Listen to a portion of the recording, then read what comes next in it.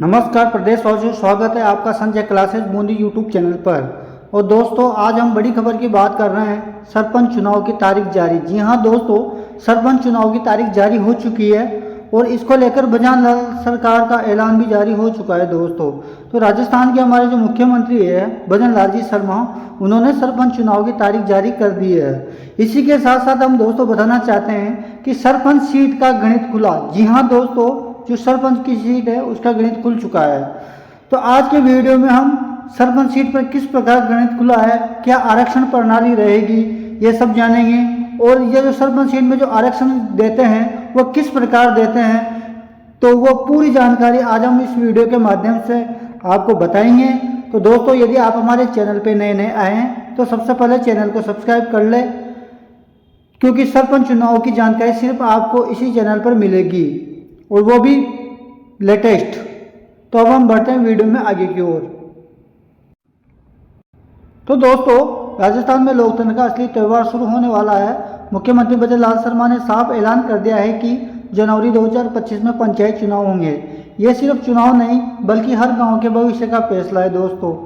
लेकिन असली सवाल यही है कि आपके गांव की सीट किसके हिस्से में जाएगी। क्या ये सीट महिला के लिए आरक्षित होगी, क्या ये सीट SC ST OBC वर्ग के खाते में जाएगी, या दोस्तों फिर सामान्य रहेगी। आज हम आपको इस पूरे गणित की सरल भाषा में समझाने वाले हैं। तो दोस्तों, ये हमारे वीडियो को आप पूरा देखें, क्योंकि आज हम इसी विषय पर चर्चा करेंगे और इसको बारे में विस्तार से जानेंगे। दोस्तों, अगर आपको हमारा वीडियो पसंद आ रहा है तो अभी सब्सक्राइब करें ताकि कोई भी अपडेट आप मिस न करें। वीडियो को अंत तक जरूर देखें, क्योंकि असली और सबसे महत्वपूर्ण जानकारी अभी आने वाली है। तो दोस्तों, राजस्थान में राजनीति की पंचायत चुनाव की भूमिका बहुत बड़ी है। लोग अक्सर कहते हैं लोकतंत्र गांव से शुरू होता है। ये बिल्कुल सही है, क्योंकि गांव में सरपंच ही असल में गांव का नेता होता है। गांव में कौन कौन सी सड़क बनेगी, कौन कौन सा हैंडपंप लगेगा, किसे पेंशन मिलेगी, किसे सरकारी योजना का लाभ मिलेगा, ये सब फैसले दोस्तों सरपंच के हाथ में होते हैं। यानी ये चुनाव सीधे सीधे गाँव की दिशा और दशा तय करते हैं। इसलिए दोस्तों, सरपंच चुनाव को छोटा चुनाव नहीं बल्कि लोकतंत्र का असली जड़ माना जाता है। भजन लाल शर्मा का ऐलान। जी हाँ दोस्तों, भजन लाल शर्मा ने क्या ऐलान किया है कि भजन लाल शर्मा की सरकार ने साफ कहा है कि जनवरी 2025 में ही चुनाव होंगे। इसका मतलब ये हुआ कि अब ज़्यादा वक्त नहीं बचा, जल्दी आचार संहिता लागू होगी और पंचायतों को चुनावी माहौल बन जाएगा। लेकिन इसी ऐलान के साथ सबसे बड़ी चर्चा होगी कि गाँव की सीट अब किस वर्ग को मिलेगी। तो दोस्तों, आज के वीडियो में हम सीट तय होने का गणित समझा रहे हैं। तो अब हम सवाल बातें जब किसी के मन में है कि सरपंच की सीट आखिर तय कैसे होती है, ये कैसे पता चलता है कि कौन सी सीट महिला के लिए आरक्षित होगी, कौन सी ST SC OBC के लिए, कौन सी सामान्य रहेगी। तो दोस्तों, इसका पूरा आधार है। सबसे पहले हम बात करते हैं जनसंख्या अनुपात। नंबर 2 पे आता है रोटेशन प्रणाली और नंबर 3 पे महिला आरक्षण का नियम। तो जैसे कि जिस प्रकार जनसंख्या का अनुपात होगा और रोटेशन प्रणाली होगी और महिला आरक्षण रहेगा, उसी तरह सीट चलती रहेगी।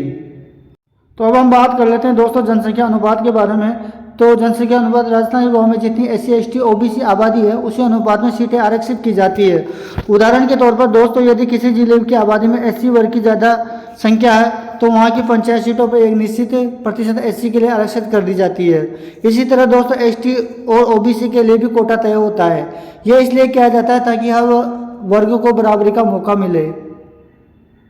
अब चलते हैं दोस्तों रोटेशन प्रणाली की ओर। तो रोटेशन प्रणाली की हम बात करें तो पंचायत चुनाव में हर एक ही सीट एक ही वर्ग का कब्जा नहीं रहता, सीटों को घुमाया जाता है, यानी रोटेट किया जाता है। इसका फायदा यह होता है कि कोई भी सीट किसी एक वर्ग के स्थायी संपत्ति न बन जाए।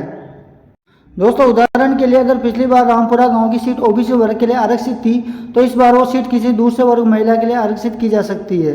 यही वजह है कि दोस्तों चुनाव से पहले गांव में यह चर्चा होती है कि हमारे गांव की सीट इस बार किसके लिए निकलेगी। अब दोस्तों, हम समझते हैं महिला आरक्षण का नियम। तो दोस्तों, राजस्थान की पंचायतों में महिलाओं को आधा हिस्सा दिया गया है, यानी कुल सीटों का 50% महिलाओं के लिए आरक्षित होता है।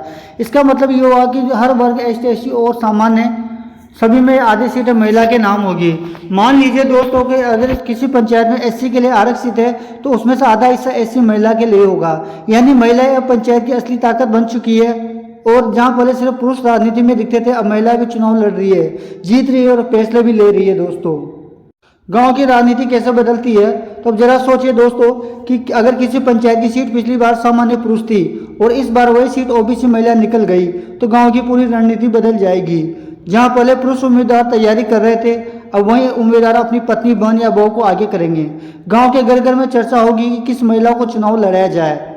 इसी के साथ दोस्तों, कई बार असली राजनीति पर्दे के पीछे वही पुराने नेता करते हैं, लेकिन चेहरा बदलकर महिला को खड़ा कर दिया जाता है। दोस्तों, अगर आपको हमारा वीडियो पसंद आ रहा है तो अभी सब्सक्राइब करें ताकि कोई भी अपडेट आप मिस न करें। वीडियो को अंत तक जरूर देखें क्योंकि असली और सबसे महत्वपूर्ण जानकारी अभी आने वाली है। मेरे प्यारे दोस्तों, इसका समाज पर क्या असर पड़ेगा? यह आरक्षण प्रणाली समाज पर गहरा असर डालती है। जहां पहले महिला राजनीति से दूर थी, अब वे गांव की सत्ता का हिस्सा बन चुकी है। एससी ओबीसी वर्ग को प्रतिनिधित्व मिलने से उसकी आवाज भी पंचायत तक पहुंचने लगी है। गांव का विकास अब सिर्फ ऊंची जातियों के हाथ में नहीं रहा, बल्कि हर वर्ग की भागीदारी सुनिश्चित हो रही है। तो भजन लाल शर्मा सरकार की चुनावी गणित। भजन लाल शर्मा की सरकार के लिए चुनाव बेहद अहम है, क्योंकि पंचायत चुनाव में आने वाले विधानसभा लोग चुनाव की नींव रखते हैं। गांव का वोट बैंक दोस्तों यही से तय होता है। अगर किसी जिले में ज्यादातर एसटी, एससी, ओबीसी महिलाओं के लिए निकल गई तो राजनीति दलों की रणनीति भी उसी हिसाब से बदल जाएगी। यही वजह है कि दोस्तों, पंचायत चुनाव में हर पार्टी बहुत गंभीरता से लेती है। पिछले चुनाव की तुलना, अगर हम पिछले चुनाव के बारे में देखें तो कई गांवों में सीटें पूरी तरह बदल गई थी। जहां पहले सामान्य पुरुष की सीट थी, वहां महिला एससी निकल आई। इससे उम्मीदवारों को झटका भी लगा और नए चेहरे भी राजनीति में आए। इस बार भी यही खेल दोहराया जाएगा। लोगों की नज़र निर्वाचन आयोग की लिस्ट पर टिकी है।